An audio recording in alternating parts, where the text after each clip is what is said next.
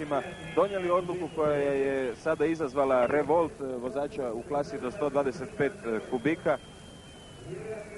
Evo, možemo još jednom vidjeti tu snimku.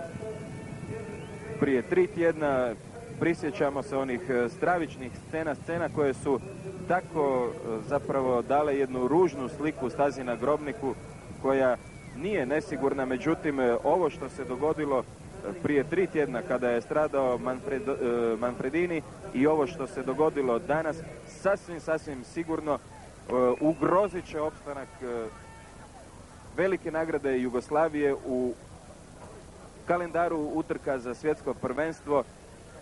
Nije to jedini prigovor organizatorima, ima ih mnogo. Zaista treba se raditi na sigurnosti. Ovo je rješenje koje su pronašli umjesto neke čvrste, tvrde ograde. Odlučili su se za ove bale slame i izazvale su jednu nesreću, izazvale su sada ponovo drugu nesreću i bit će sasvim sigurno mnogo prigovora. Kolege komentatori ovdje iz stranih televizija već šalju neke svoje izvještaje i nisu baš birali riječi kada su govorili o organizaciji utrke na Grobničkoj pisti. Koliko god nam ona bila draga, koliko god nam bila prirasla srcu, neke se stvari ovdje moraju promijeniti.